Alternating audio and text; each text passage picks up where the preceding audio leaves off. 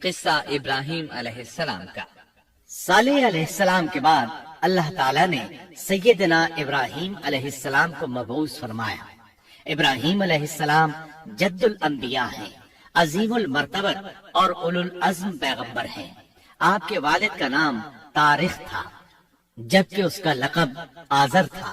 آزر مدد کرنے والے کو کہتے ہیں۔ یہ شخص اپنے قبیلے کے افراد کی مدد کیا کرتا تھا، غمخواری کرتا تھا، اس لیے اس کا لقب آزر مشہور ہو گیا تھا۔ قرآن مجید میں ابراہیم علیہ السلام کا قصہ 73 مقامات پر ذکر ہوا ہے۔ یہ 73 مقامات 25 سورتوں میں ہیں، اور یہ بات ابراہیم علیہ السلام کے بلند مرتبت ہونے پر دلالت کرتی ہے۔ ابراہیم علیہ السلام بھی سام بن نوح علیہ السلام کی نسل سے ہیں۔ آپ کی پیدائش عراق کے مشہور شہر بابل میں ہوئی۔ یہ عراق کے شمال میں واقع تھا اور آج بھی موجود ہے۔ بہت بڑا شہر ہے، اس وقت بھی بڑی آبادی پر مشتمل تھا۔ یہاں بت پرستی عام ہو چکی تھی۔ اللہ تعالی سورۃ العنکبوت آیت 25 میں فرماتے ہیں، ابراہیم نے کہا کہ تم نے جن بتوں کی پرستش اللہ کے سوا کی ہے، انہیں تم نے اپنی آپس کی دنیاوی دوستی کے بنا پر معبود ٹھہرا لیا ہے۔ مطلب یہ کہ وہ لوگ اللہ کی عبادت بتوں کو اللہ کا شریک ٹھہرا کر کرتے تھے۔ ابراہیم علیہ السلام نے اپنے باپ سے اور اپنی قوم سے کہا کہ یہ مورتیاں جن کے تم مجاور بنے بیٹھے ہو کیا ہیں؟ انہوں نے جواب دیا، ہم نے اپنے باپ دادوں کو انہی کی عبادت کرتے پایا ہے۔ اللہ تعالیٰ ان کے بارے میں فرماتے ہیں، اے نبی، انہیں ابراہیم علیہ السلام کا قصہ سنا دو، جبکہ انہوں نے اپنے باپ اور اپنی قوم سے فرمایا، تم کس کی عبادت کرتے ہو؟ کہنے لگے، بتوں کی، ہم تو برابر ان کے مجاور بنے بیٹھے ہیں۔ ابراہیم علیہ السلام نے فرمایا، جب تم انہیں پکارتے ہو تو کیا وہ سنتے بھی ہیں یا تمہیں نفع اور نقصان پہنچا سکتے ہیں؟ انہوں نے کہا، یہ ہم کچھ نہیں جانتے، ہم نے تو اپنے باپ دادوں کو اسی طرح کرتے پایا ہے۔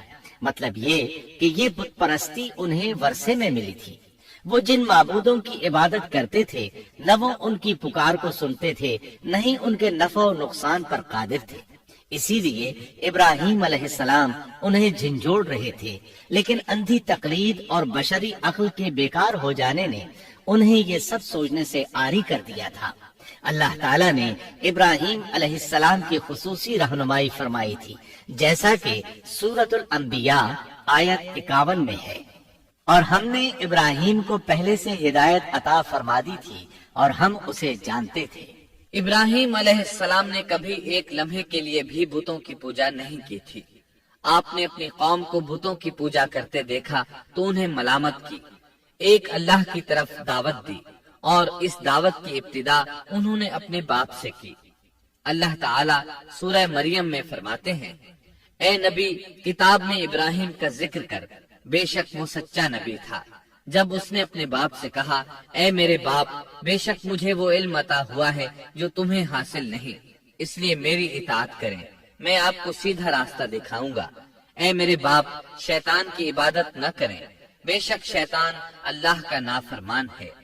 ان بتوں کی عبادت گویا شیطان کی عبادت ہے، اس لیے آپ نے ان معبودوں کو شیطان سے تعبیر کیا۔ فرمایا، اے میرے باپ، بے شک مجھے خوف ہے کہ تم پر اللہ کا عذاب آئے، پھر تم شیطان کے ساتھی ہو جاؤ۔ باپ نے ان کی بات سن کر کہا، اے ابراہیم، کیا تو میرے معبودوں سے پھرا ہوا ہے؟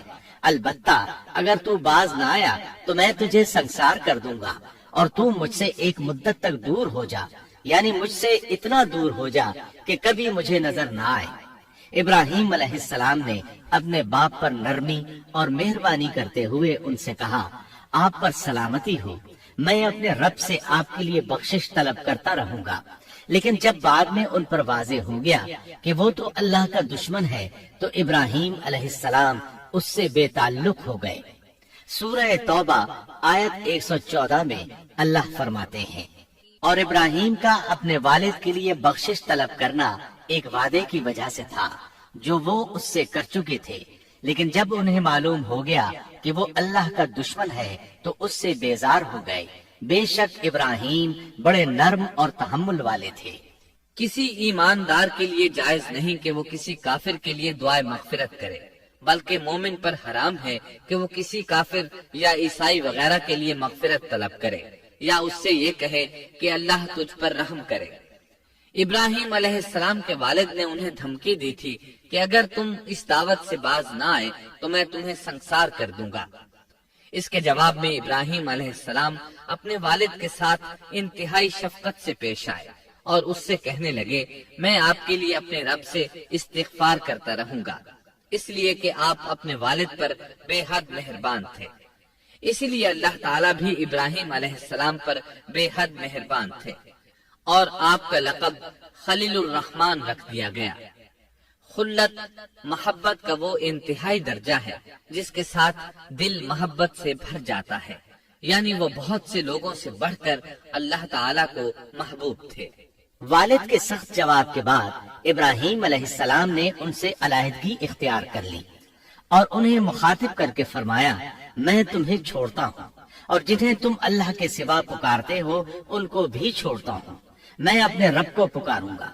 मुझे उम्मीद है मैं अपने रब को पुकार कर महरूम नहीं रहूंगा। आप अल्लाह के प्यारे और पसंदीदा नबी थे। जब आपने अपनी कौम को तौहीद की दावत दी उस वक्त आप नौजवान थे। आपकी उम्र 16 साल थी। साथ में आप इस बात पर गौर व फिक्र भी करते कि आखिर ये लोग बुतों की पूजा क्यों करते हैं। आपका दिल उनके शिर्क पर बहुत कुढ़ता। आखिर आपने मुसम्मम इरादा कर लिया कि इस शर और फसाद की जड़ को काट कर रहेंगे, यानी इन बुतों को तोड़ कर रहेंगे। आप अपनी कौम को बुतों को तोड़ देने की धमकी देते रहे। इस धमकी का जिक्र अल्लाह ताला ने सूरतुल अंबिया आयत 57 में किया है। और अल्लाह की कसम, मैं तुम्हारे बुतों का इलाज करूंगा जब तुम पीठ फेर कर जा चुके होगे। ये बात इब्राहिम अलैहिस्सलाम ने पोशीदा नहीं एलानिया कही थी। आखिर इंतजार का वक्त खत्म हुआ। ईद का दिन आ पहुंचा। ईद के दिन वो लोग सुबह सवेरे घर से निकलने से पहले खाना पकाकर अपने माबूदों के सामने रखते थे। फिर शहर से बाहर एक मैदान में जमा होते। वहाँ खेलते कूदते खुशियाँ मनाते, नाच से चलते फिरते और खाना खाते। शाम को घरों की तरफ आते। सुबह बुतों के पास जो खाना रखे थे उसको उठाते और तबर्रुक समझकर खा जाते। अपने मामूल के मुताबिक उन्होंने ईद की तैयारी कर ली, लेकिन इब्राहिम अलैहिस्सलाम तैयार न हुए, इसलिए कि वो तो उनके साथ जाने का इरादा ही नहीं रखते थे। वो लोग जाने से पहले इब्राहिम अलैहिस्सलाम के पास आए और कहने लगे, क्या आप हमारे साथ नहीं जाएंगे? सैयदना इब्राहिम अलैहिस्सलाम ने आसमान की तरफ निगाह की और फरमाया, मैं बीमार हूँ।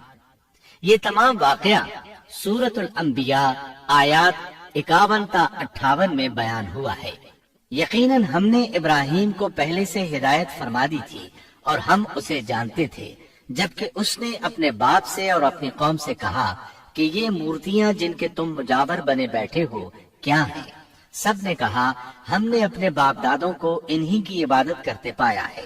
आपने फरमाया, फिर तो तुम और तुम्हारे बाप दादा सभी यकीनन खुली गुमराही में मुब्तला रहे।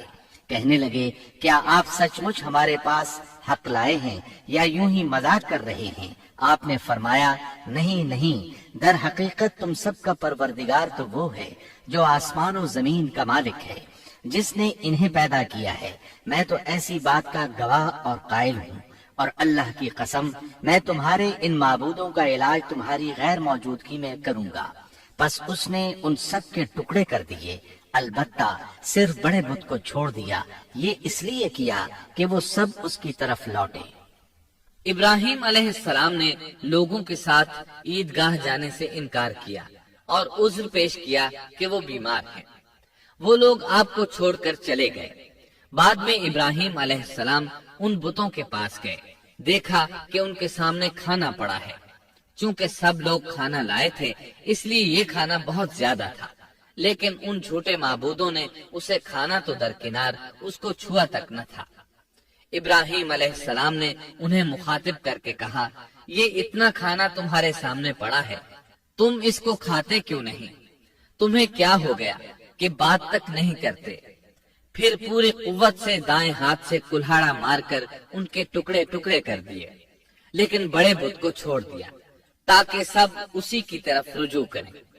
تمام چھوٹے بتوں کو توڑ کر کلہاڑا اس بڑے بت کے کندھے پر رکھ دیا۔ مشرکین میلے سے لوٹے تو دیکھا ان کے سارے معبود اوندھے منہ ٹوٹے پھوٹے پڑے ہیں، ان کے تمام معبودوں کو توڑ دیا گیا تھا۔ وہ حیران رہ گئے کہ یہ کیسے ہو گیا، کس نے کیا؟ کہنے لگے یہ کام کس ظالم کا ہے، اس نے ہمارے معبودوں کی توہین کی ہے۔ اس وقت جن لوگوں نے ابراہیم علیہ السلام کا وہ کلام سنا تھا انہیں ان کا خیال آ گیا، کہنے لگے وہ نوجوان جس کا نام ابراہیم ہے اسے ہم نے اپنے بتوں کی مذمت کرتے سنا ہے۔ اللہ کی قدرت کہ ابراہیم علیہ السلام کا جو مقصد تھا وہ خود بخود پورا ہو رہا تھا۔ قوم کے لوگ مشورہ کر رہے تھے کہ سب کو جمع کرو اور اسے بلاؤ، پھر اسے سزا دو۔ چنانچہ تمام اہل باطل چھوٹے بڑے جمع ہو گئے، کارروائی شروع ہو گئی۔ کہنے لگے اے ابراہیم، ہمارے معبودوں کے ساتھ یہ لغو حرکت تو نے کی ہے۔ ابراہیم علیہ السلام نے جواب دیا، یہ کام تو اس بڑے بت کا ہے، مجھ سے کیوں پوچھتے ہو؟ تم اپنے معبودوں سے کیوں نہیں پوچھ لیتے کہ ان کے ٹکڑے کس نے اڑائے ہیں؟ ابراہیم علیہ السلام کا جواب سن کر وہ سب سوچ میں پڑ گئے، پھر کہنے لگے ہم نے بڑی غلطی کی، اپنے معبودوں کے پاس کسی کو حفاظت کے لیے نہیں چھوڑا۔ اس قدر واضح بات محسوس کر کے بھی وہ ظالم ایمان نہ لائے، بلکہ شیطان نے ان کے دلوں میں وسوسہ ڈالا اور انہوں نے غور و فکر کر کے کہا، اے ابراہیم، کیا تمہیں علم نہیں، یہ تو بے زبان ہے، یہ بول نہیں سکتے۔ اب ابراہیم علیہ السلام نے فرمایا، تب پھر تم اللہ کے سوا اس چیز کی عبادت کرتے ہو جو تمہیں کچھ بھی نفع نہ دے سکے اور نہ نقصان پہنچا سکے۔ تعجب ہے تم پر اور ان پر بھی جنہیں تم اللہ کے سوا پکارتے ہو، کیا تم میں بالکل عقل نہیں؟ اس طرح ابراہیم علیہ السلام نے ان پر حقیقت خوب اچھی طرح واضح کر دی۔ ان سے فرمایا تم ان کی پوجا کرتے ہو جن کو تم خود تراشتے ہو، یعنی ان کا حال تو یہ ہے کہ تم نے ان کو خود اپنے ہاتھوں سے تراشا اور ان کی عبادت کرنے لگے، جبکہ تمہیں اور تمہاری بنائی ہوئی چیزوں کو اللہ ہی نے پیدا کیا ہے۔ ابراہیم علیہ السلام نے ایک کلہاڑے کی مدد سے ان سب بتوں کو تہس نہس کر دیا تھا۔ یہ اس بات کی واضح ترین نشانی تھی کہ یہ بالکل بے بس ہے، لیکن اس واضح نشانی کے باوجود وہ اپنے کفر ہی پر ڈٹے رہے اور لگے ابراہیم علیہ السلام کو دھمکیاں دینے۔ کہنے لگے اس کے لیے ایک آتش کدہ بناؤ اور اسے اس دہکتی آگ میں ڈال دو۔ پھر ان لوگوں نے ایک چٹیل میدان کا انتخاب کیا جہاں مٹی نام کی کوئی چیز نہیں تھی۔ اس میدان کو پتھروں کی باڑ کے ساتھ گھیر دیا گیا۔ پھر سب لوگوں کو حکم دیا گیا کہ وہ لکڑیاں جمع کر کے اس گھیری ہوئی جگہ میں رکھیں۔ چنانچہ سب لوگ لکڑیاں جمع کر کے وہاں لانے لگے، یہاں تک کہ عورتوں اور بچوں نے بھی اس کام میں بڑھ چڑھ کر حصہ لیا۔ میدان میں اتنی لکڑیاں جمع ہو گئیں کہ زمین نظر نہیں آتی تھی۔ یہ لکڑیاں زمین پر ایک اونچی دیوار محسوس ہوتی تھی۔ پھر ان لکڑیوں کو آگ لگائی گئی۔ جب آگ کے شعلے آسمان سے باتیں کرنے لگے تو انہوں نے ابراہیم علیہ السلام کو آگ میں ڈالنے کے لیے ایک جھولا تیار کیا۔ اس میں سیدنا ابراہیم علیہ السلام کو رکھا گیا۔ اس وقت آپ نے یہ دعا پڑھی، حسبنا اللہ ونعم الوکیل۔ ہمیں اللہ کافی ہے اور وہی بہترین کارساز ہے۔ یہ کلمہ ہر محتاج اور مصیبت زدہ کو پڑھنا چاہیے۔ بخاری میں ہے، رسول اللہ صلی اللہ علیہ وسلم نے فرمایا، حسبنا اللہ و نعم الوکیل ابراہیم علیہ السلام نے اس وقت فرمایا تھا جب انہیں آگ میں پھینکا جانے لگا تھا۔ مطلب یہ کہ ہم اللہ ہی پر بھروسہ کرتے ہیں، اس کے سوا ہمارا کسی پر بھروسہ نہیں۔ بعض روایات میں یہ بھی ہے کہ جب ابراہیم علیہ السلام کو آگ میں ڈالا جانے لگا تو جبریل علیہ السلام آئے اور کہا، اے ابراہیم، کوئی حاجت ہے تو میں حاضر ہوں۔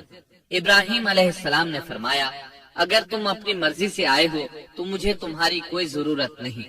ایک دوسری روایت میں ہے کہ بارش کے فرشتے نے حاضر ہو کر کہا تھا، اے ابراہیم، مجھے حکم دیجئے میں بارش برسا کر اس آگ کو بجھا دوں۔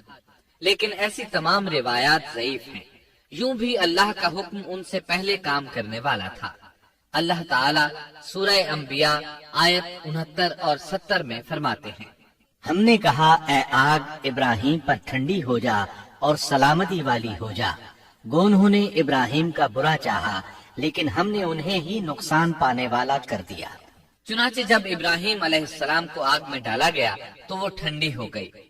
ابن عباس رضی اللہ عنہما فرماتے ہیں، اگر اللہ تعالیٰ آگ سے یہ نہ فرماتے کہ سلامتی والی ٹھنڈی ہو جا تو وہ اس قدر سرد ہو جاتی کہ اس کی ٹھنڈک سے تکلیف محسوس ہوتی۔ گویا آگ بھی اللہ کے حکم کے بغیر نہیں جلا سکتی، چھری اللہ کے حکم کے بغیر نہیں کاٹ سکتی، اس لیے کہ یہ بھی اللہ کی مخلوق ہیں اور ان کی قدرت بھی اللہ کے پاس ہے۔ وہ چاہے تو ان کو قدرت عطا کر دے، چاہے تو قدرت واپس لے لے۔ آگ کو ٹھنڈا ہونے کا حکم ہوا، وہ ٹھنڈی ہو گئی۔ اس نے نہ ابراہیم علیہ السلام کے کپڑے جلائے، نہ جسم کے کسی حصے کو کوئی نقصان پہنچایا، صرف وہ رسیاں جلائیں جن سے آپ کو باندھا گیا تھا۔ سبحان اللہ۔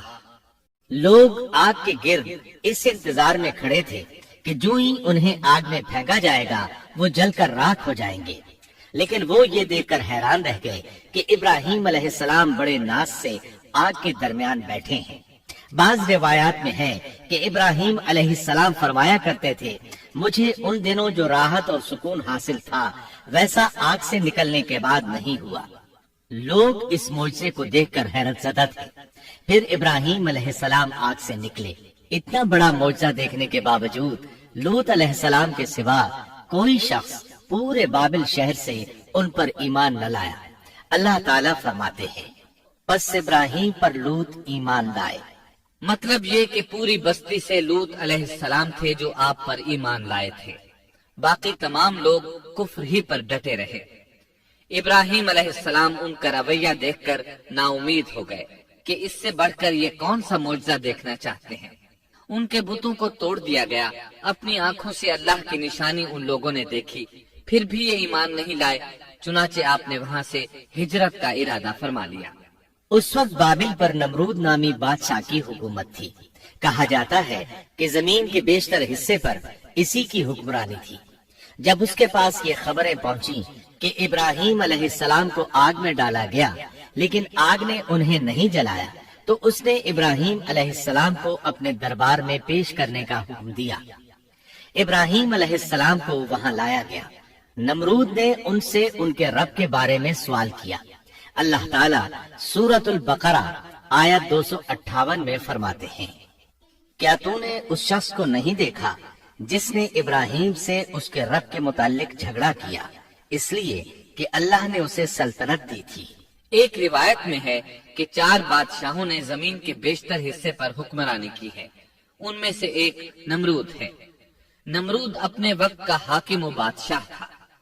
ابراہیم علیہ السلام سے جب اس کی اللہ تعالیٰ کے بارے میں بات چیت ہوئی تو ابراہیم علیہ السلام نے کہا، میرا رب وہ ہے جو زندہ کرتا ہے اور مارتا ہے۔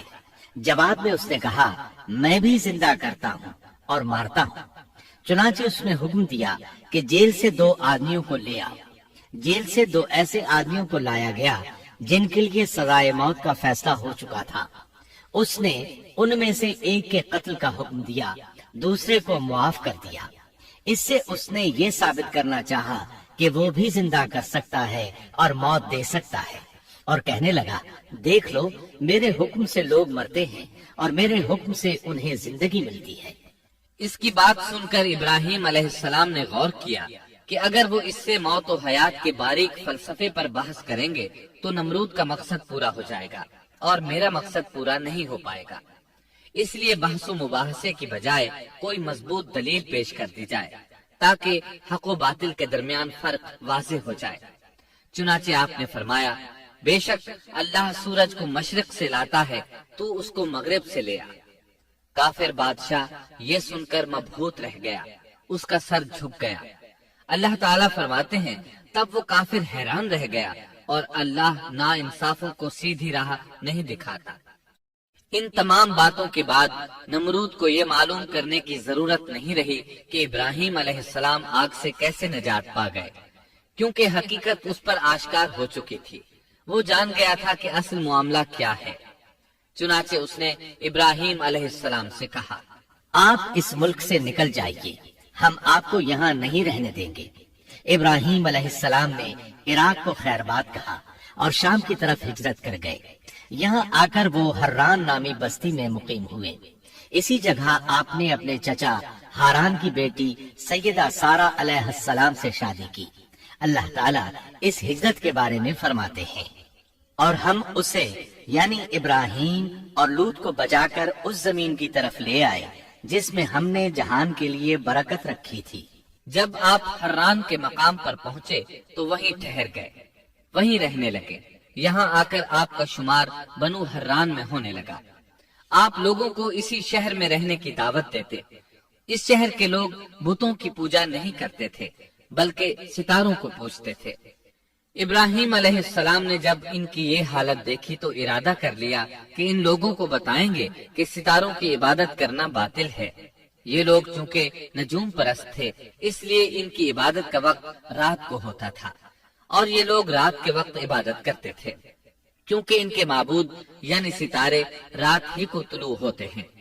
चुनाचे इब्राहिम अलैहिस्सलाम इन्हें ये दिखाने के लिए कि इन चीजों की इबादत बातिल है, एक दिन इनके साथ निकले। अल्लाह ने आसमान के दरवाजे खोल दिए तो इब्राहिम अलैहिस्सलाम ने चांद, सितारों, सैयारों और आसमान और जमीन की सल्तनत को देखा। अल्लाह ताला ने इब्राहिम अलैहिस्सलाम से तमाम पर्दे खत्म कर दिए जो आम तौर पर लोगों की आंखों पर होते हैं, और उन्होंने वो कुछ देखा जिसे आज की रसदगाहें भी नहीं देख सकती। अल्लाह ताला सूरतुल अनआम आयत 75 में फरमाते हैं, और इसी तरह हमने इब्राहिम को आसमान और जमीन की सल्तनत का मुशाहदा करा दिया ताकि वो यकीन करने वालों में से हो जाए। बाज मुफस्सिरीन ने लिखा है कि ये सब कुछ अल्लाह ताला ने इब्राहिम अलैहिस्सलाम को इसलिए दिखाया था कि वो सितारों की परस्तिश करते थे। फिर अल्लाह ताला ने अपनी इबादत की तरफ उनकी रहनुमाई फरमाई। जिन मुफस्सिरीन ने ये बात लिखी वो गलती पर है, क्योंकि एक जलीलुल कद्र रसूल के मुतालिक ऐसा गुमान करना कबीरा गुनाह है। आसमान और जमीन की सल्तनत और दीगर मौजज़ात दिखाने के बाद अल्लाह ताला फरमाते हैं, आसमान और जमीन की पैदाइश यकीनन इंसान की पैदाइश से बहुत बड़ा काम है। अल्लाह ताला एक दूसरे मकाम पर फरमाते हैं, आसमान और जमीन में बहुत सी निशानियां हैं जिनसे ये मुंह मोड़कर गुजर जाते हैं। इब्राहिम अलैहिस्सलाम हर्रान शहर के सितारा परस्तों को लेकर एक रात निकले। अचानक एक सितारा तुलू हुआ। उसकी चमक दमक बहुत थी, शक्ल सूरत के लिहाज से भी बहुत खूबसूरत था।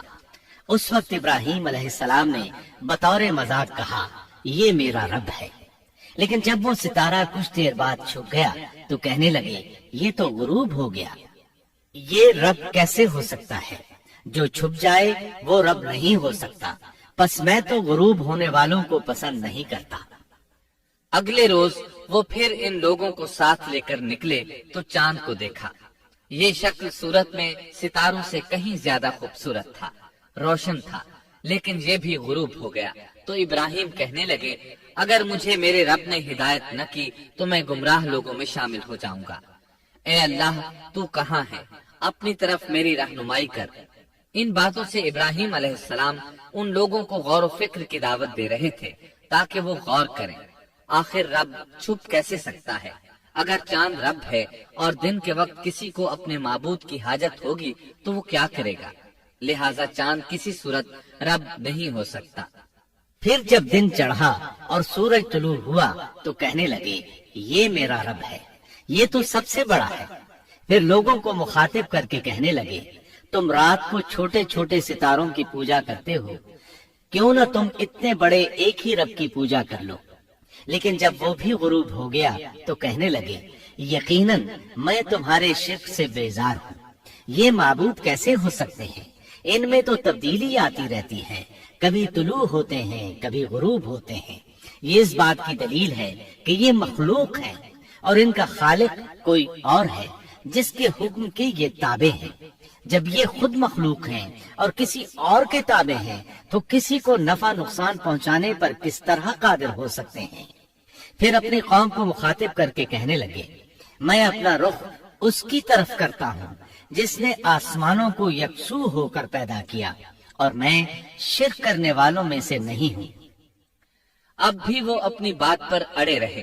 تب آپ نے فرمایا، تم مجھ سے اللہ کے بارے میں جھگڑ رہے ہو، مجھے تو اللہ راہ دکھا چکا ہے اور اس نے مجھے دلیل عطا فرمائی ہے۔ میں یقیناً جانتا ہوں کہ تمہارے تمام معبود بے بس اور بے طاقت ہیں۔ جاؤ، تم سے اور تمہارے ان معبودوں سے جو ہو سکے کر لو، میرے رب کی مرضی کے بغیر کچھ بھی نہیں ہو سکتا۔ میرے رب نے ہر چیز کے علم کو اپنے گھیرے میں لے رکھا ہے، کیا پھر بھی تم نصیحت حاصل نہیں کرو گے؟ اور میں تمہارے معبودوں سے خوف کیوں کھاؤں؟ تم اللہ سے نہیں ڈرتے؟ ان کو اللہ کا شریک ٹھہرا رہے ہو۔ اللہ نے اس کی کوئی دلیل نازل نہیں کی۔ اگر تم میں صحیح علم ہے تو تم ہی بتلا دو کہ ہم دونوں جماعتوں میں سے امن کا زیادہ حقدار کون ہے۔ امن انہی کے لیے ہے جو ایمان لانے کے بعد دین کو شرک سے خلط ملط نہیں کرتے۔ حقیقت میں ہدایت یافتہ وہی لوگ ہیں۔ یہی ہمارے وہ دلائل تھے جو ہم نے ابراہیم علیہ السلام کو ان کی قوم کے مقابلے میں عطا کیے تھے، اور ہم جسے چاہیں مرتبے میں بڑھا دیں۔ بے شک تیرا رب بڑی حکمت والا ہے۔ ان لوگوں نے پھر بھی کفر ہی کیا، کوئی بھی ایمان نہ لایا۔ چنانچہ ابراہیم علیہ السلام نے ایک بار پھر ہجرت کی اور مصر جا پہنچے۔ مصر کے بادشاہ کو خبر ملی کہ ایک شخص ہجرت کر کے آیا ہے اور اس کے ساتھ ایک عورت ہے، وہ بہت زیادہ حسین و جمیل ہے۔ چنانچہ اس ظالم نے اپنے کارندوں کو بھیجا کہ اس عورت کو میرے پاس لے آؤ، ساتھ ہی اس سے پوچھنا کہ تمہارے ساتھ جو آدمی ہے وہ کون ہے، اگر وہ اس کا خاوند ہو تو اسے قتل کر دینا۔ ادھر بادشاہ نے اپنے کارندوں کو حکم دیا، ادھر اللہ نے ابراہیم علیہ السلام کی طرف وحی بھیج دی۔ انہوں نے سارا علیہ السلام سے کہا، اگر وہ تجھ سے میرے بارے میں پوچھیں تو بتا دینا تم میری بہن ہو۔ پھر سارا سے بولے، اے سارا، روئے زمین پر میرے اور تیرے سوا کوئی مومن نہیں، یعنی یہ کافروں کی سرزمین ہے، یہاں کوئی مومن نہیں، اس لحاظ سے تم میری دینی بہن ہو۔ پھر بادشاہ نے ابراہیم علیہ السلام کو پیش کرنے کا حکم دیا۔ اس نے آپ سے پوچھا، یہ عورت کون ہے؟ آپ نے فرمایا، یہ میری بہن ہے۔ اس طرح ابراہیم علیہ السلام کی زندگی میں 3 موقع ایسے آئے کہ انہوں نے اللہ کے دین کی حمایت اور مدافعت کے لیے توریہ کیا۔ توریہ کا مطلب یہ ہے کہ واقعہ کچھ اور ہو لیکن کوئی شخص کسی خاص مصلحت کی وجہ سے اسے 2 معانی والے الفاظ کے ساتھ اس انداز میں بیان کرے کہ سننے والا اس واقعہ کو نہ سمجھ سکے، بلکہ اس کا ذہن خلاف واقعہ چیز کی طرف منتقل ہو جائے۔ شریعت نے بعض مخصوص حالات میں اس کی اجازت دی ہے۔ وہ 3 مواقع جہاں ابراہیم علیہ السلام نے توریہ فرمایا، ان کی وضاحت کچھ اس طرح ہے۔ ایک یہ کہ آپ نے میلے پر نہ جانے کی غرض سے ان لوگوں سے کہا تھا کہ میں بیمار ہوں۔ دوسرے موقع پر یہ فرمایا تھا، یہ کام اس بڑے سردار بت کا ہے۔ تیسرے، سارا علیہ السلام کو دینی بہن قرار دیا۔ اس ظالم بادشاہ نے سارا علیہ السلام کو اپنی تحویل میں لے لیا۔ جب سارا علیہ السلام کو معلوم ہوا کہ وہ ایک بدکار شخص ہے تو انہوں نے اللہ تعالیٰ سے دعا کی، اے اللہ، تجھے معلوم ہے میں تجھ پر اور تیرے نبی پر ایمان لائی ہوں اور اپنے جسم کو اپنے خاوند کے سوا ہر ایک سے محفوظ رکھا ہے، لہٰذا آپ اس کافر کو مجھ پر مسلط نہ کیجیے گا۔ چنانچہ اس کافر بادشاہ نے جب سیدہ سارا کو پکڑنے کے لیے اپنا ہاتھ بڑھایا تو اس کا ہاتھ شل ہو گیا اور اپنی جگہ پر جم گیا۔ وہ لگا چیخ پکار کرنے، اس میں اتنی طاقت نہ رہی کہ اپنے ہاتھ کو حرکت دے سکے۔ اس کی آواز سن کر اس کے محافظ بھاگے ہوئے آئے۔ انہوں نے اس کے ہاتھ کو چھڑانا چاہا لیکن چھڑا نہ سکے۔ اس کی یہ حالت دیکھ کر سیدہ سارا خوف زدہ ہو گئی۔ انہوں نے سوچا اگر یہ مر گیا تو لوگ کہیں گے اسے میں نے قتل کیا ہے۔ چنانچہ انہوں نے اللہ سے دعا کی کہ اسے چھوڑ دیا جائے۔ اللہ تعالیٰ نے آپ کی دعا قبول کر لی، اس کا ہاتھ ٹھیک ہو گیا، لیکن وہ ظالم پھر بھی نہ ڈرا۔ اس نے ایک بار پھر آپ کی طرف ہاتھ بڑھایا، اس کا ہاتھ پھر شل ہو گیا۔ سیدہ سارا نے پھر دعا کی، وہ دوبارہ ٹھیک ہو گیا، وہ پھر بھی باز نہ آیا۔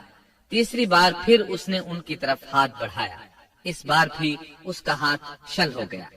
अब वो सैयदा सारा अलैहिस्सलाम से कहने लगा, अब की बार अगर तू मुझे इस मुसीबत से नजात दिलाएगी तो मैं तुझे छोड़ दूंगा और कभी तेरे आड़े नहीं आऊंगा।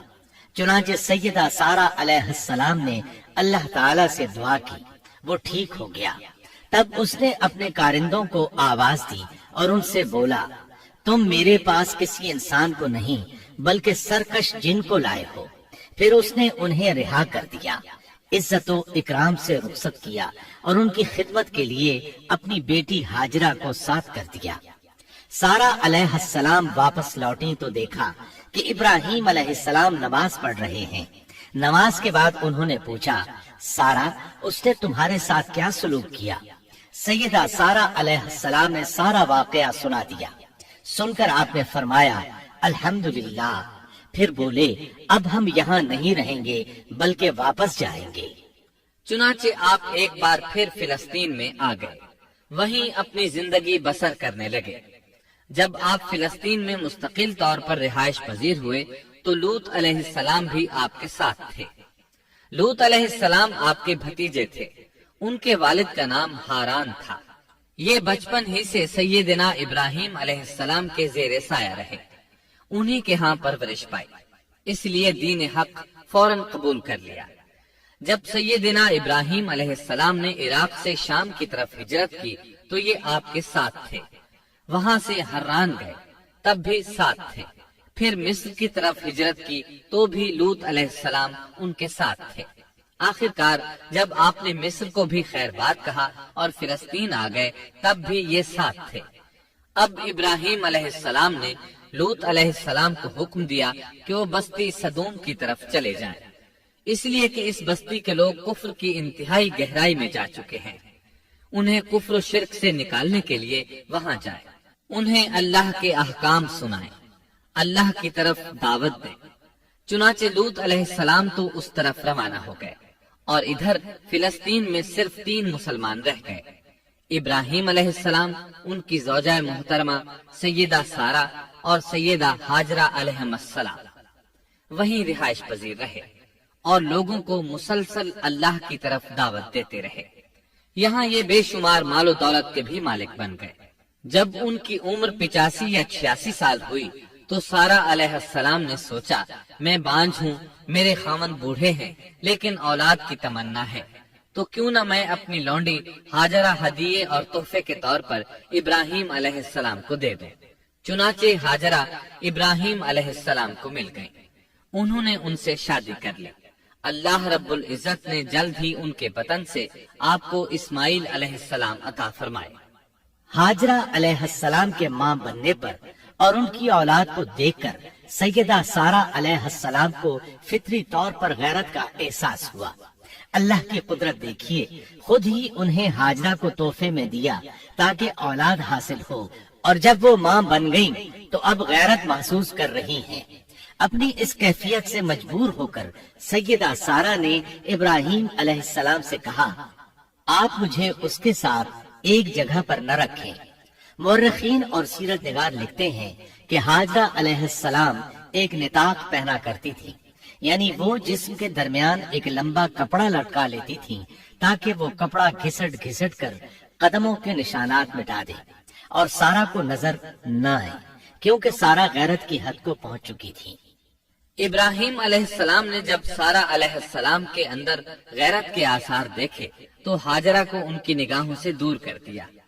उधर अल्लाह का हुक्म भी नाजिल हो गया कि अपनी बीवी हाजरा और दूध पीते बच्चे इस्माइल को साथ ले लें और मक्का की तरफ रुख कर लें। इब्राहिम अलैहिस्सलाम मक्का की तरफ रवाना हुए, यहाँ तक कि मक्का पहुँच गए। ये जगह उस वक्त बिल्कुल वीरान और बेआबाद थी। न कोई इंसान था, न पानी, न नबातात के आसार थे। गरज कोई चीज नजर नहीं आती थी। बस पहाड़ों के दरमियान एक बेआबोगियाह मैदान था।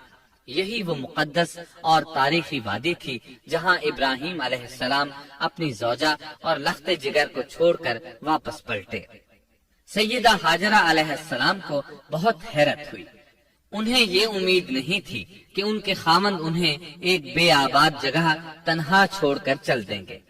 اس پر بچے کی ذمہ داری الگ تھی، چنانچہ انہوں نے ابراہیم علیہ السلام کو آواز دی، لیکن انہوں نے مڑ کر بھی نہ دیکھا۔ اب وہ ان کے پیچھے آئیں اور قریب پہنچ کر بولی، اے ابراہیم، ہمیں کہاں چھوڑے جا رہے ہو؟ یہاں نہ پانی، نہ خوراک، نہ کوئی انسان۔ ابراہیم علیہ السلام نے پھر بھی کوئی جواب نہ دیا، کوئی پریشانی بھی ظاہر نہ کی اور چلتے رہے۔ سیدہ ہاجرہ بھی آپ کے پیچھے چلتی رہیں اور پوچھتی رہیں کہ ہمیں کس کے حوالے کر کے جا رہے ہیں؟ یہاں تو کوئی بھی جاندار نہیں، مکمل طور پر بے آباد علاقہ ہے۔ لیکن انہوں نے اب بھی کوئی توجہ نہ دی۔ آخر سیدہ ہاجرہ نے کہا، کیا آپ کو اللہ نے اس کام کا حکم دیا ہے؟ اب آپ نے جواب میں فرمایا، ہاں۔ تب سیدہ ہاجرہ بولی، اگر یہ بات ہے تو اللہ تعالی ہرگز ہمیں ضائع نہیں ہونے دے گا۔ جب انسان اللہ کے احکام کو بجا لائے تو اس کے دل سے فقر و فاقے کا خوف نکل جاتا ہے اور اللہ اسے طرح طرح کے انعامات سے نوازتا ہے۔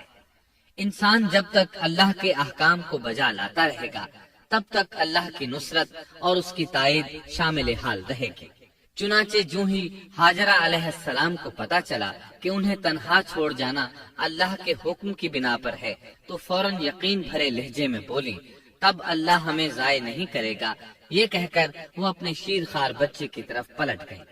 خوراک اور پانی چند دن میں ختم ہو گئے، پانی کا ایک قطرہ پاس نہ رہا۔ اب پانی کی تلاش شروع کی، لیکن اپنے لیے تو درکنار، ماں کو بیٹے کے لیے بھی پانی نہ ملا نہ خوراک۔ اب بچہ لگا بھوک سے بلکنے، خوراک نہ ملنے کی وجہ سے ماں کا دودھ بھی خشک ہو گیا تھا۔ عورت کتنی بھی باحوصلہ ہو اپنے بچے کو بھوک سے بلکتے نہیں دیکھ سکتی۔ اب انہوں نے بچے کو وہیں چھوڑا اور تیزی سے قریبی پہاڑی صفا کی طرف لپکی۔ اوپر چڑھ کر ادھر ادھر نظر دوڑائی کہ شاید کسی طرف پانی یا خوراک نظر آ جائے یا کسی انسان کی جھلک نظر آ جائے۔ جب کچھ نظر نہ آیا تو نشیب کی طرف چلی، ساتھ میں بچے کی طرف بھی دیکھتی جاتی تھی۔ نشیب میں پہنچی تو بچہ نظروں سے اوجھل ہو گیا۔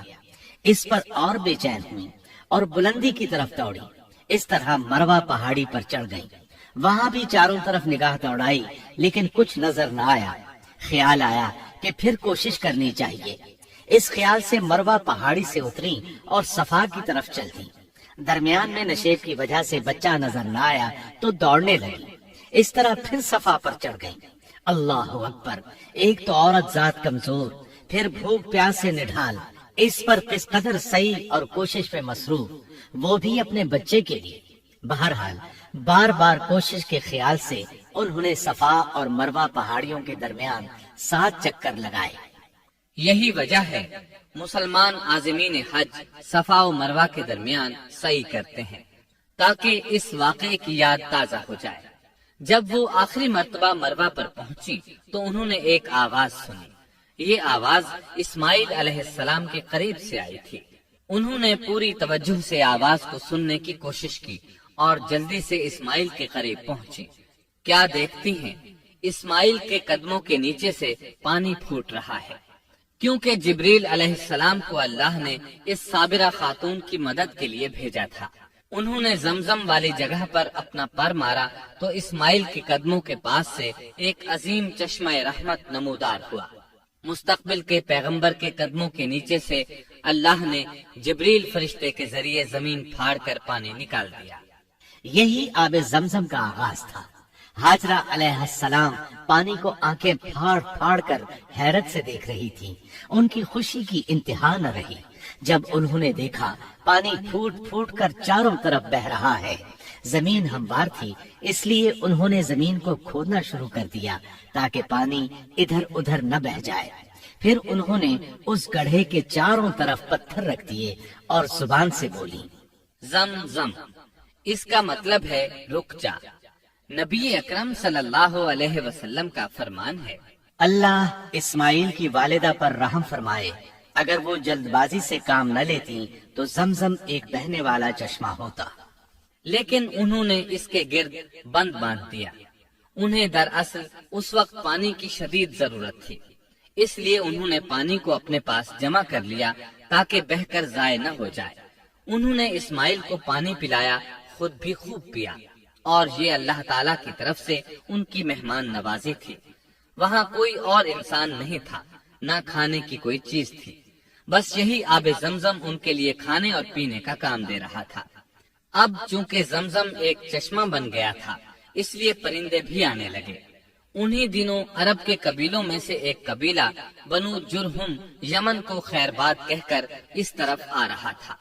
یمن میں ایک بہت بڑا ڈیم تھا۔ پہاڑوں کے درمیان انہوں نے پانی کو روک کر ایک بہت بڑا بند قائم کر رکھا تھا۔ اس سے پورا سال آسانی سے کھیتی باڑی کرتے تھے۔ اس ڈیم کی بدولت ان کا آبپاشی کا نظام بہت اچھا تھا۔ جب اس ڈیم کو اللہ تعالیٰ نے توڑا تو تمام لوگ وہاں سے منتشر ہو گئے اور جزیرہ عرب کے اطراف میں منتقل ہونے لگے۔ وہیں سے ہجرت کرنے والا ایک قبیلہ بنو جرہم تھا۔ یہ لوگ بنیادی طور پر عرب تھے۔ یہ قبیلہ سفر میں رہتا، جہاں کہیں پانی اور چراگاہ نظر آتے وہیں پڑاؤ ڈال دیتے۔ جب وہاں خوراک ختم ہو جاتی تو آگے سفر شروع کر دیتے۔ چونکہ وہ بہت بڑے تاجر تھے، اس بنا پر ان راستوں سے خوب واقف تھے۔ انہیں چشموں کا خوب علم تھا۔ ملک شام کی طرف بھی ان کی آمد و رفت تھی۔ یہ قبیلہ بنو جرہم مکہ کے قریب پہنچا تو فضا میں پرندوں کو منڈلاتے پایا۔ کہنے لگے ان پرندوں کی موجودگی میں ضرور کوئی راز ہے۔ اب انہوں نے اپنے کچھ آدمی اس طرف بھیجے۔ یہ لوگ جلد ہی چشمے تک پہنچ گئے۔ انہوں نے وہاں ایک عورت اور اس کے بچے کو پایا۔ پھر وہ لوگ ان کے پاس آئے، وہاں پڑاؤ ڈالنے کی اجازت مانگی۔ سیدہ ہاجرہ نے فرمایا، ٹھیک ہے، لیکن شرط یہ ہے کہ تمہیں اجرت ادا کرنا ہوگی۔ ان کے لیے یہ سستا سودا تھا۔ ان کے پورے قبیلے کو سامان زندگی مل رہا تھا، جبکہ صرف ایک عورت اور اس کے بیٹے کی ذمہ داری ان پر عائد ہو رہی تھی۔ انہوں نے فوراً حامی بھر لی اور وہاں رہائش اختیار کر لی۔ اس طرح یہ لوگ سیدہ ہاجرہ علیہ السلام کی معیشت کا ذریعہ بن گئے، اور اس طرح سیدنا اسماعیل علیہ السلام بنو جرہم میں پرورش پاتے رہے۔ انہوں نے ان لوگوں سے عربی سیکھ لی اور ان سے بھی زیادہ عربی دان بن گئے۔ فصاحت اور بلاغت سے عربی میں بات چیت کرنے لگے۔ پھر ان کی اس قبیلے میں شادی ہو گئی۔ ان کی اولاد سے عرب قوم کا آغاز ہوا۔ انہی میں سے سرور کائنات محمد صلی اللہ علیہ وسلم کی ولادت باسعادت ہوئی۔ بنو جرہم کی آمد اور آبادی ابراہیم علیہ السلام کی دعا کا نتیجہ تھی۔ جب انہوں نے اپنی بیوی اور بچے یعنی دو کمزور انسانوں کو اس ویران جگہ چھوڑا تھا تو یہ دعا مانگی تھی، اے ہمارے پروردگار، میں نے اپنی کچھ اولاد اس بے آباد جنگل میں تیرے حرمت والے گھر کے پاس بسائی ہے۔ یہاں یہ سوال پیدا ہوتا ہے کہ کیا اس وقت بیت اللہ کی تعمیر ہو چکی تھی؟ درست بات یہ ہے کہ اس وقت خانہ کعبہ کی تعمیر نہیں ہوئی تھی۔ پھر سوال پیدا ہوتا ہے کہ کیا ابراہیم علیہ السلام کے زمانے سے پہلے اس کی تعمیر ہو چکی تھی یا صرف جگہ ہی معروف تھی؟ اس بارے میں دو طرح کی روایات ہیں۔ بعض میں آتا ہے کہ صرف اس کی جگہ معروف تھی، اور بعض میں ہے کہ ابراہیم علیہ السلام سے پہلے شیس علیہ السلام نے اس کو تعمیر کیا تھا، اور وہ گردش ایام کے ساتھ ساتھ منہدم ہو کر ختم ہو گیا۔ لیکن بہرحال اس کی جگہ معلوم تھی اور وہی پہلا گھر تھا، جیسا کہ اللہ نے خبر دی ہے۔ اللہ تعالیٰ نے پہلا گھر جو لوگوں کے لیے مقرر کیا تھا وہی ہے جو مکہ میں ہے، اور وہ پوری دنیا کے لیے برکت اور ہدایت والا ہے۔ ابراہیم علیہ السلام نے اللہ تعالیٰ سے یہ دعا مانگی تھی، اے ہمارے پروردگار، میں نے اپنی کچھ اولاد اس بے کھیتی کے جنگل میں تیرے حرمت والے گھر کے پاس بسائی ہے۔ اے ہمارے پروردگار، یہ اس لیے کہ وہ نماز قائم کریں، پس تو کچھ لوگوں کے دلوں کو ان کی طرف مائل کر دے اور انہیں پھلوں کی روزیاں عطا فرما تاکہ یہ شکر گزاری کریں۔ دن گزرتے رہے اور اسماعیل علیہ السلام بنو جرہم کے ماحول میں عمر کی منزلیں طے کرتے رہے اور وہ ہوش سنبھالنے کے قریب ہو گئے۔ ابراہیم علیہ السلام ہر سال ایک دو بار اپنے گھرانے کی دیکھ بھال کے لیے چکر لگاتے تھے۔ جب اسماعیل علیہ السلام نے ہوش سنبھالا تو ایک بار پھر ایک عظیم آزمائش کا وقت آ گیا۔ ہوا یوں کہ ایک مرتبہ ابراہیم علیہ السلام مکہ تشریف لائے۔ ایک جگہ آرام کے لیے بیٹھے کہ نیند کی وادی میں پہنچ گئے۔ نیند میں انہوں نے خواب دیکھا کہ اپنے لخت جگر کو اپنے ہاتھ سے ذبح کر رہے ہیں۔ ساتھ ہی آنکھ کھل گئی۔ ابراہیم علیہ السلام جانتے تھے کہ انبیاء کرام کے خواب حقیقت ہوتے ہیں، اللہ کی طرف سے وحی ہوتے ہیں، اور شیطان کسی صورت ان کے خواب میں نہیں آ سکتا۔ لہٰذا انہوں نے اس خواب کے مطابق عمل کرنے کا پختہ ارادہ کر لیا، کسی قسم کی پریشانی کا شکار نہ ہوئے۔ اللہ رب العزت نے اس عظیم اور تعجب خیز واقعے کا قرآن مجید میں ذکر کرتے ہوئے فرمایا، اور ابراہیم نے کہا میں تو ہجرت کر کے اپنے پروردگار کی طرف جانے والا ہوں، وہ ضرور میری رہنمائی کرے گا۔ اے میرے رب، مجھے نیک بخت اولاد عطا فرما۔ تو ہم نے ایک بردبار بچے کی بشارت دی۔ پھر جب بچہ اتنی عمر کو پہنچا کہ اس کے ساتھ چلنے پھرنے لگا تو ابراہیم نے کہا میرے پیارے بیٹے، میں نے خواب دیکھا ہے کہ میں تجھے ذبح کر رہا ہوں، اب تو بتا تیری کیا رائے ہے؟ یہاں سوال پیدا ہوتا ہے کہ ابراہیم علیہ السلام نے اسماعیل علیہ السلام سے مشورہ کیوں لیا؟ وہ چاہتے تو اسماعیل کو سوتے میں ذبح کر دیتے، اس طرح اللہ کا حکم بجا لاتے۔ وہ بیٹے کے پاس کیوں گئے اور ان سے مشورہ کیوں لیا؟ جی ہاں، یہ مسئلہ یاد رکھنے کے قابل ہے کہ ہر مسلمان پر لازم ہے کہ وہ اپنے دوسرے مسلمان بھائی کو اجر و ثواب میں شامل کرنے کی کوشش کرے۔ ابراہیم علیہ السلام نے بیٹے کو ثواب میں شامل کرنے کے لیے انہیں اللہ کے حکم سے آگاہ کیا۔ یہ نہ چاہا کہ میں اکیلا ہی اجر لیتا رہوں، بلکہ دوسرے کی خیر خواہی کو پیش نظر رکھا۔ والدین کے لیے آپ کے اس انداز میں نصیحت موجود ہے، یہ کہ اولاد کو ثواب کے مواقع فراہم کریں، ان کی صحیح تربیت کریں۔ اگر صدقہ کرنے کا موقع ملے تو بچوں کے ذریعے صدقہ کرائیں، تاکہ انہیں بھی اللہ کے راستے میں خرچ کرنے کی عادت پڑے۔ جب کسی دینی مجلس میں بیٹھنے کا موقع ملے تو اپنی اولاد کو بھی ساتھ لے کر جائیں۔ بے شمار لوگ خود تو جاتے ہیں، اولاد کو جانے کے لیے کہتے بھی نہیں، خود دین سیکھتے ہیں، اولاد کو دین نہیں سکھاتے۔ ابراہیم علیہ السلام نے اسماعیل علیہ السلام سے رائے لی۔ سبحان اللہ، انہوں نے جواب میں فرمایا اے ابا جان، آپ کو جو حکم ملا ہے کر گزریے۔ یہ نہیں کہا کہ مجھے تو حکم نہیں ہوا، بلکہ فوراً سر تسلیم خم کر دیا، اس لیے کہ وہ جانتے تھے انبیاء کا خواب حقیقت پر مبنی ہوتا ہے، اللہ کی وحی ہوتا ہے، اس لیے بالکل پریشانی ظاہر نہ کی، یہ تک نہ پوچھا مجھے کیوں ذبح کر رہے ہیں، یا میرا کیا جرم ہے، یا آپ کے پاس کون سا صریح حکم آیا ہے۔ انہوں نے ایسی کوئی بات نہ کہی۔ اللہ کی فرما برداری اسی کو کہتے ہیں۔ چنانچہ اپنے باپ سے کہا اے ابا جان، آپ کو جو حکم ہوا ہے اس کو کر گزریے، انشاءاللہ آپ مجھے صبر کرنے والوں میں پائیں گے۔ علماء کرام فرماتے ہیں اس جملے سے ان کا انتہائی ادب اور احترام شامل ہے، اور اس میں زبردست توکل موجود ہے۔ یہ نہیں کہا کہ آپ مجھے صبر کرنے والوں میں سے پائیں گے، بلکہ آپ نے اللہ کی مشیت کو جملے میں شامل کیا اور فرمایا انشاءاللہ آپ مجھے صبر کرنے والوں میں سے پائیں گے۔ لہٰذا مسلمانوں کو دھوکے میں نہیں پڑنا چاہیے۔ یہ نہ کہے میں سفر کروں گا، میں فلاں کام کروں گا، میں فلاں کام کے کرنے کی طاقت رکھتا ہوں، بلکہ یوں کہے اللہ نے چاہا تو میں سفر کروں گا، اللہ نے چاہا تو فلاں کام کروں گا۔ اپنے علم اور طاقت کے دھوکے میں پڑنا سراسر نادانی ہے۔ ہر چیز کا تعلق اللہ سے قائم کرے، جیسا کہ اللہ تعالیٰ فرماتے ہیں، اور ہرگز ہرگز کسی کام پر یوں نہ کہنا کہ میں اسے کل کروں گا، مگر ساتھ ہی انشاءاللہ کہہ لینا۔ اپنی زبان کو اللہ کے ذکر سے سجا کر رکھو اور ہمیشہ اپنے معاملات کو اللہ کی طرف لوٹاؤ۔ بہرحال باپ بیٹا دونوں ہی مصمم ارادے کے ساتھ اللہ کا حکم پورا کرنے کے لیے پیش ہو گئے۔ اسماعیل علیہ السلام نے اپنے والد محترم سیدنا ابراہیم علیہ السلام سے کہا جب آپ مجھے ذبح کرنے لگیں تو میری پیشانی کو زمین پر رکھ دیجیے گا تاکہ آپ کو میرا چہرہ نظر نہ آئے اور کہیں آپ کے ہاتھ رک نہ جائیں۔ اب ابراہیم علیہ السلام نے بیٹے کی پیشانی پکڑ کر زمین پر لٹا دیا، جیسا کہ اللہ تعالیٰ نے فرمایا۔ جب دونوں مطیع ہو گئے اور ابراہیم نے اسے پیشانی کے بل لٹا دیا۔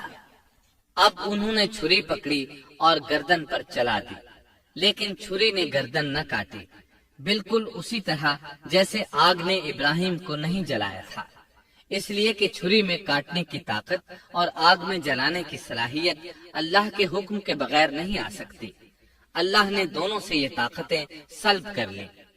اب ابراہیم زور لگا رہے ہیں، ادھر اسماعیل علیہ السلام کہہ رہے ہیں ابا جان جلدی کیجیے، چھری چلائیے۔ اللہ تعالیٰ نے اس واقعے کا ذکر یوں فرمایا ہے، جب وہ دونوں مطیع ہو گئے اور ابراہیم نے اسے پیشانی کے بل لٹا دیا۔ اس مطیع ہونے سے مراد اللہ کے حکم کو نافذ کرنا ہے۔ اب ظاہر ہے مطیع تو وہ پہلے بھی تھے، لیکن یہاں اسلما یعنی مطیع ہونے سے مراد کامل اسلام ہے۔ نہایت واضح اور حقیقی اسلام مراد ہے، اس لیے کہ کامل اسلام وہی ہوتا ہے جس میں بغیر کسی تردد اور توقف کے اللہ کے امر اور نہی کی تصدیق کی جائے۔ یہ تھا حقیقی اسلام۔ ہاں تو چھری چلتی رہی، گلا نہ کٹا، اس لیے کہ امتحان اور آزمائش کی تکمیل ہو چکی تھی۔ یہ بات ثابت ہو چکی تھی کہ اللہ کا حکم نافذ کرنے میں دونوں پوری طرح کوشاں ہیں۔ اللہ تعالیٰ بھی فرما برداری ہی کا صلہ عطا فرماتے ہیں۔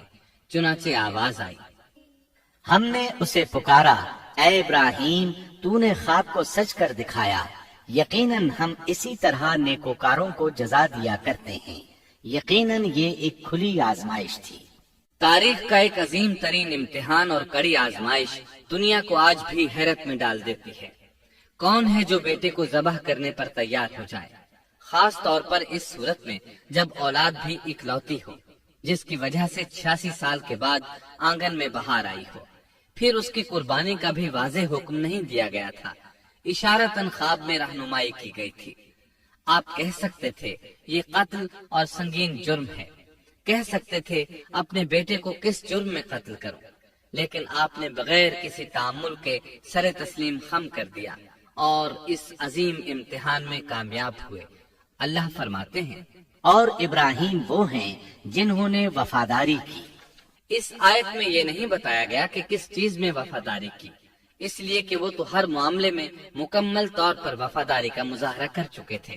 آگ میں ڈالے جانے والا معاملہ، بیوی اور بچے کو لق و دق میدان میں چھوڑ آنے کا معاملہ، پھر ذبح کا امتحان، تعمیر بیت اللہ کی مشقت، غرض ہر معاملے میں وفادار تھے، حتیٰ کہ اپنا مال اللہ کے راستے میں خرچ کرنے میں اس قدر وفادار کہ ابو زیفان کے لقب سے مشہور ہو گئے۔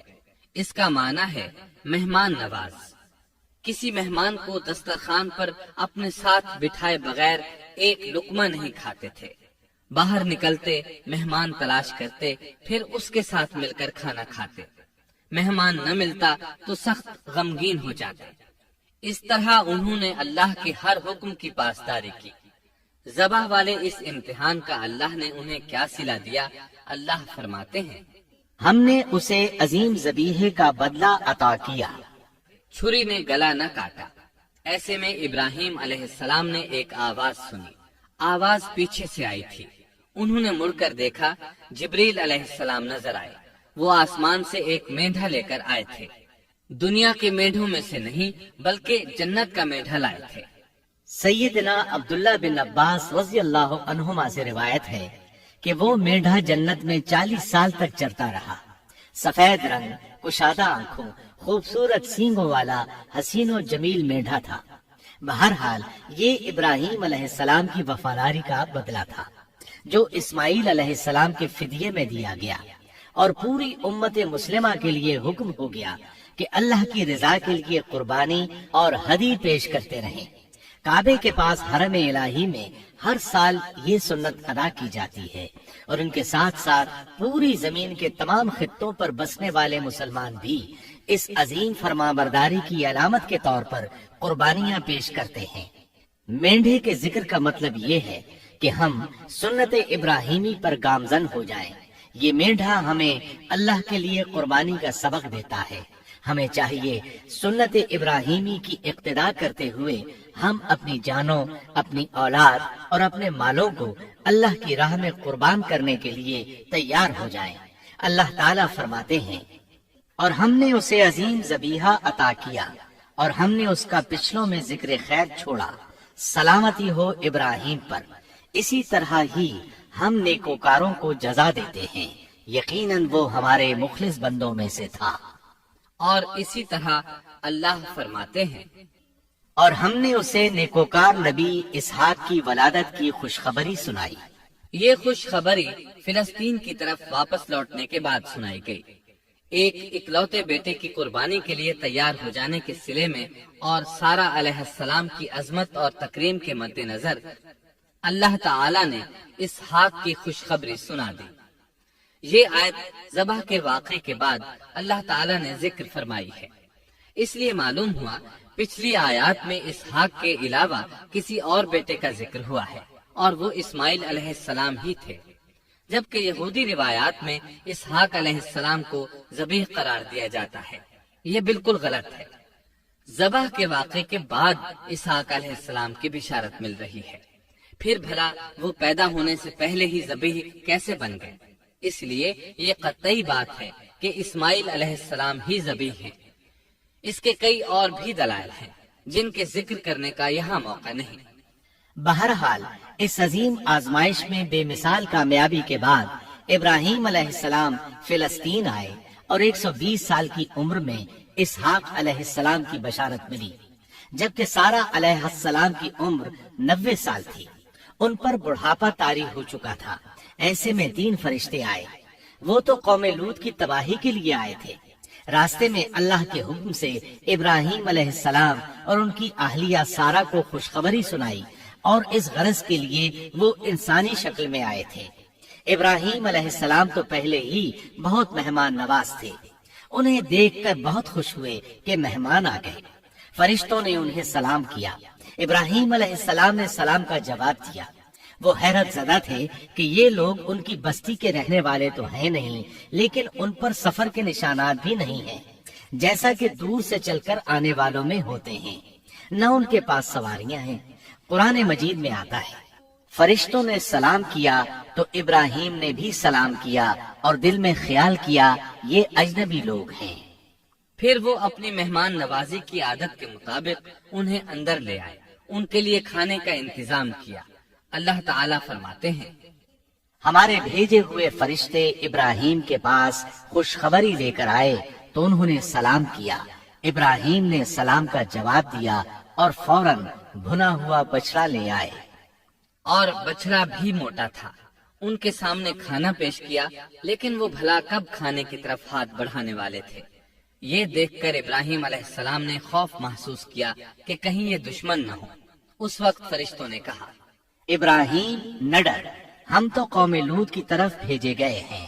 جب انہوں نے یہ باتیں کی تو سارہ علیہ السلام پاس کھڑی تھی۔ وہ ہنسنے لگی۔ وہ خوش خبری سے پہلے کیوں ہنس پڑی؟ علماء اس بارے میں کہتے ہیں کہ جب انہوں نے سنا یہ فرشتے لوط علیہ السلام کی بستی کو تباہ کرنے جا رہے ہیں تو ان کے خاتمے کی خبر سن کر وہ ہنستی۔ اس کے بعد فرشتوں نے یہ خوشخبری سنائی، ہم نے اسے اسحاق کی پیدائش کی خوشخبری دی اور اسحاق کے بعد یعقوب پوتے کی بھی خوشخبری دی۔ بہت جلد ہی ہم اسحاق سے تیری ویران گود کو آباد کریں گے اور تو اپنی زندگی میں اس کے بیٹے یعقوب کو بھی دیکھ لے گی۔ اب 3 بشارتیں جمع ہو گئیں۔ بیٹا پیدا ہوگا، لمبی عمر ملے گی یعنی بیٹا جوان ہوگا، اور پھر وہ اپنے پوتے کو بھی دیکھے گی۔ اس سے بڑھ کر کیا عزت اور تکریم ہو سکتی ہے؟ اس لیے جب نبی کریم صلی اللہ علیہ وسلم سے پوچھا گیا کریم یعنی عزت والا کون ہے، تو آپ نے فرمایا کریم بن کریم بن کریم بن کریم، یعنی یوسف بن یعقوب بن اسحاق بن ابراہیم علیہ السلام۔ مطلب یہ کہ نبی بن نبی بن نبی بن نبی۔ یہ یوسف علیہ السلام کی شان ہے کہ خود بھی کریم، باپ بھی کریم، دادا بھی کریم اور پردادا بھی کریم۔ اس سے بڑھ کر عزت افزائی کیا ہو سکتی ہے؟ بہرحال فرشتوں نے انہیں خوشخبری دی۔ پھر انہوں نے ابراہیم کو ایک صاحب علم لڑکے کی بشارت دی۔ خوشخبری سن کر سیدہ سارہ حیران ہوئی۔ مارے حیرت کے منہ سے ہلکی سی چیخ نکل گئی۔ انہوں نے اپنے رخسار پر ہاتھ مارا جیسا کہ عورتوں کی عادت ہوتی ہے۔ کہنے لگی، ہائے افسوس کیا میں بچہ جنوں گی حالانکہ میں بانجھ ہوں اور میرے خاوند بوڑھے ہیں؟ یہ تو حیرت کی بات ہے۔ ایک دوسری جگہ اللہ تعالیٰ نے یہ الفاظ فرمائے، کہنے لگی میں بوڑھی اور بانجھ ہوں، بھلا میں بچے کو کیسے جنم دوں گی؟ اس پر فرشتوں نے کہا تو اللہ کے حکم پر تعجب کرتی ہے، اے اہل بیت، یہ تو اللہ کی تم پر رحمت اور برکت ہے، وہ بہت بزرگ اور قابل تعریف ہے۔ دوسری آیت میں ہے، انہوں نے کہا اسی طرح تیرے رب نے فیصلہ کیا ہے اور ہمیں کہا ہے، یقیناً وہ بہت حکمت والا ہے اور علم رکھنے والا ہے۔ یہ تھی اسحاق علیہ السلام کی ولادت کی خوشخبری۔ ابراہیم علیہ السلام مکے میں سیدنا اسماعیل علیہ السلام سے ملنے کے لیے آتے رہتے تھے۔ ایک روز آئے تو ان سے کہا، اے میرے بیٹے، اللہ تعالیٰ نے مجھے حکم دیا ہے کہ اس مقام پر اللہ کا گھر تعمیر کرنا۔ اسماعیل علیہ السلام نے فوراً کہا، میں حاضر ہوں۔ اس طرح انہوں نے کھدائی شروع کی۔ ایسے میں انہیں شیش علیہ السلام کی تعمیر کے آثار نظر آئے، انہوں نے اس پر تعمیر شروع کر دی۔ ایک روایت میں یہ بھی ہے کہ انہوں نے فرشتوں والی بنیادوں کے آثار بھی دیکھے۔ نبی کریم صلی اللہ علیہ وسلم کی جوانی کے دنوں میں جب مکے کے قریش نے کعبے کی تعمیر نئے سرے سے کی تو انہوں نے اس کی بنیادوں کو گہرا کرنا چاہا۔ وہ کھدائی کرتے ان سبز پتھروں تک پہنچ گئے جو پہاڑوں کی چوٹیوں کی طرح نظر آ رہے تھے۔ انہوں نے ان پتھروں کو نکالنا چاہا۔ ایک شخص نے کدال کے ذریعے ایک پتھر کو باہر نکالا تو اس کے نیچے سے اتنا نور نکلنے لگا کہ قریب تھا وہ شخص اندھا ہو جاتا۔ پھر پتھر خود بخود نیچے جا گرا اور اپنی جگہ پر جم گیا۔ اس کے بعد لوگوں نے ان پتھروں کو ہاتھ نہ لگایا اور تعمیر شروع کر دی۔ قرآن مجید میں تعمیر کعبہ اور بیت اللہ کا تذکرہ اس طرح آیا ہے، اور جب ہم نے بیت اللہ کے مکان میں ابراہیم کو جگہ دی اور فرمایا کہ میرے ساتھ شرک نہ کرنا اور میرے گھر کو طواف، قیام اور رکوع و سجود کرنے والوں کے لیے پاک رکھنا، اور فرمایا بے شک لوگوں کے لیے جو پہلا گھر تعمیر کیا گیا ہے وہ مکہ میں ہے، وہ جہان والوں کے لیے برکت اور ہدایت کا ذریعہ ہے۔ اس میں واضح نشانیاں ہیں، مثلا مقام ابراہیم، تو جو کوئی حرم میں داخل ہوگا وہ امن میں آ جائے گا۔ اور یاد کرو اس وقت کو جب ابراہیم کو اس کے پروردگار نے کئی باتوں کے ذریعے آزمایا، وہ ان میں پورے اترے تو اللہ نے فرمایا میں آپ کو تمام لوگوں کا امام بنا رہا ہوں۔ ابراہیم نے کہا اے میرے رب، میری اولاد میں سے بھی امام بنائیے۔ جواب میں اللہ نے فرمایا میرا امامت کا وعدہ ظالم لوگوں کے لیے نہیں ہے۔ اور اس وقت کو یاد کرو جب ہم نے بیت اللہ کو ثواب اور امن کی جگہ بنا دیا اور لوگوں نے مقام ابراہیم کو جائے نماز بنا لیا۔ ہم نے ابراہیم کو حکم دیا کہ میرے گھر کو طواف، اعتکاف، رکوع اور سجود کے لیے پاک رکھو، اور وہ وقت بھی یاد رکھو جب ابراہیم نے دعا کی اے پروردگار اس شہر کو امن والا بنا دے اور اس کے مومن بندوں کو پھلوں کا رزق عطا کر۔ اللہ تعالیٰ نے فرمایا میں کافروں کو بھی تھوڑا فائدہ دوں گا، پھر انہیں آگ کے عذاب کی طرف بے بس کر دوں گا، یہ پہنچنے کی جگہ بری ہے۔ اور وہ وقت یاد کرو جب ابراہیم اور اسماعیل بیت اللہ کی بنیادوں کو بلند کر رہے تھے اور دعا مانگ رہے تھے اے ہمارے رب، ہماری محنت کو قبول فرما، تو دعا کو سننے والا، جاننے والا ہے، اور ہمیں اپنا فرما بردار بنا، ہماری اولاد میں سے بھی ایک فرما بردار گروہ بنا، اور ہمیں عبادت کا طریقہ سکھا اور ہم پر رجوع فرما، کیونکہ تو ہی توبہ قبول کرنے اور راہ فرمانے والا ہے۔ اے ہمارے رب، ان لوگوں میں انہی میں سے ایک رسول بھیج جو ان پر تیری آیات کی تلاوت کرے اور انہیں کتاب و حکمت سکھائے، انہیں پاک کرے، یقیناً تو غالب حکمت والا ہے۔ تعمیر کے دوران جب ابراہیم علیہ السلام اس مقام تک پہنچے جہاں آج حجر اسود ہے تو اللہ تعالیٰ نے جنت سے ایک سفید پتھر بھیجا۔ حدیث میں ہے یہ پتھر نہایت سفید تھا، اب سیاہ ہو گیا ہے۔ انسانوں کی غلطیاں اس کے سیاہ ہونے کا سبب بنی۔ جب دیواریں انسانی قد کے برابر ہو گئیں تو اسماعیل علیہ السلام ایک پتھر لے آئے۔ اب ابراہیم علیہ السلام اس پتھر پر کھڑے ہوئے، وہ ننگے پاؤں تھے۔ اسی وقت پتھر پگھل گیا، ان کے پاؤں اس کے اندر کسی قدر دھنس گئے۔ पत्थर पर उनके पैरों के निशानात आ गए। इसी पत्थर को आज मकाम इब्राहिम कहा जाता है। पहले ये पत्थर बैतुल्लाह की दीवारों के साथ रखा गया था। जब लोग तवाफ के लिए आते तो सैयदना इब्राहिम के पैरों के निशानात देखने के लिए यहाँ हुजूम हो जाता। इस तरह तवाफ करने वालों को दिक्कत का सामना होता। सैयदना उमर रजी अल्लाह अन्हु ने सहाबा किराम के मशवरे से इस पत्थर को इस जगह से कदरे हटाकर नमाज की सफों के करीब कर दिया ताकि तवाफ करने वालों को दिक्कत न हो। ये मकाम बहुत मुकद्दस है। अल्लाह ने फरमाया है, तुम मकाम इब्राहिम को जाए नमाज मुकर्रर कर लो। मकाम इब्राहिम के करीब इसके पीछे होकर नमाज पढ़ने का मौका मिल जाए तो लाजिमन वहाँ 2 रकात अदा किया करो। मौका न मिले तो फिर पूरी मस्जिद हराम में तवाफ से फरागत वाली 2 रकात पढ़ लिया करो। इस तरह काबा तामीर हुआ। तब नया हुक्म आया, लोगों में जो इस्तिताअत रखे उस पर अल्लाह के लिए हज बैतुल्लाह फर्ज है, और जो शख्स जानबूझकर एराज करे तो अल्लाह जहानों से बेनियाज है और उसे इसकी कोई परवाह नहीं। उधर इब्राहिम अलैहिस्सलाम को अल्लाह ताला की तरफ से इशारा हुआ, लोगों में हज का ऐलान कर दें। इब्राहिम अलैहिस्सलाम कहने लगे, अल्लाह मेरी आवाज भला किस किस तक पहुँचेगी?